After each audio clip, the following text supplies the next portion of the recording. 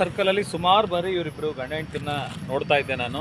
ಹಾಗೂ ಇನ್ಸ್ಟಾಗ್ರಾಮಲ್ಲಿ ಕೂಡ ಇವ್ರ ಫೋಟೋನ ನನಗೆ ಯಾರೋ ಕಳಿಸಿದ್ರು.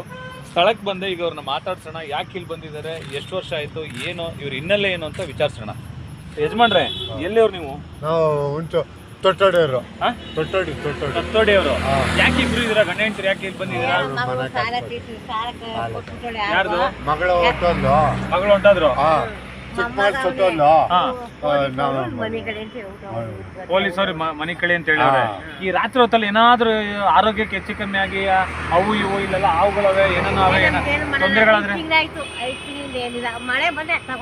ಸರಿ ಅಮ್ಮ, ಆಯ್ತು. ಈಗ ನಾನ್ ಬಂದಿರೋ ಉದ್ದೇಶ ಏನ್ ಗೊತ್ತಾ, ನಿಮ್ಮಿಬ್ಬರಿಗೊಂದು ಜಾಗ ಕೊಟ್ಟು ನಮ್ಮ ಆಶ್ರಮಕ್ಕೆ ಕರ್ಕೊಂಡು ಹೋಗ್ಬೇಕು ಅಂತ ಇದ್ದೀನಿ.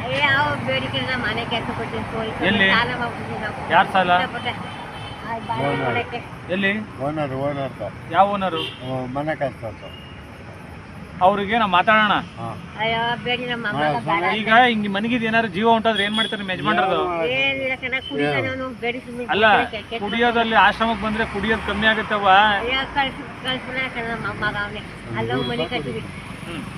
ಏನಕ್ಕೆ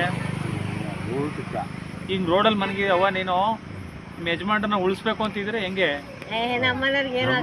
ಏನಾಗಲ್ಲ. ಈ ತರ ಕುಡಿದ್ಬಿಟ್ಟು ಡೈಲಿ ಕುಡ್ಕೊಂಡು ಮನಿಗ್ತಾನೆ ಅಂತಂದ್ರೆ ಏನಾರು ಹೆಚ್ಚು ಕಮ್ಮಿ ಆದ್ರೆ ಏನಾಗೋದು? ಮತ್ತೆ ಅವ್ರ ಮುಖ ಎಲ್ಲ ನೋಡಿ ಕುಡಿದ್ಬಿಟ್ಟು ಏಟ್ ಬಿದ್ದೈತಲ್ಲ. ಬಾಡಿಗೆ ಕೊಡಕ್ ದುಡ್ಡು ಕೊಡಕ್ ಹೋಗಿ ಜಾರ್ ಬಿದ್ದಿರೋದು. ನೋಡಿ ಸ್ನೇಹಿತರೆ, ನೋಡಿ ಇವರನ್ನ ಆಶ್ರಮಕ್ಕೆ ಕರ್ಕೊಂಡು ಹೋಗ್ಬೇಕು ಅಂತ ನಿಟ್ಟಿನಲ್ಲಿ ನಾವು ಬಂದಿದ್ದೀವಿ.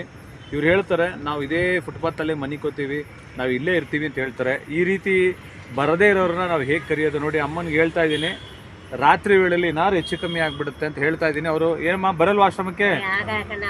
ಅವ್ರನ್ನ ಒಂದ್ಸರಿ ತೋರಿಸ್ತೀನಿ. ಇವ್ರ ಕಡೆಯವರು ಯಾರು ಮಕ್ಕಳು ಅವ್ರ ಸಂಬಂಧಿಕರಿದ್ರೆ ದಯವಿಟ್ಟು ಅವ್ರನ್ನ ಕೇಳ್ಕೊತೀನಿ, ಮನೆಗೆ ಕರ್ಕೊಂಡು ಹೋಗಿ. ನೋಡಿ, ಈ ಕಡೆ ಆಂದೋಲನ ಸರ್ಕಲ್ಲು, ಈ ಆಂದೋಲನ ಸರ್ಕಲ್ ಇಲ್ಲಿದೆ. ಈ ಕಡೆ ತೋರ್ಸಮ್ಮ.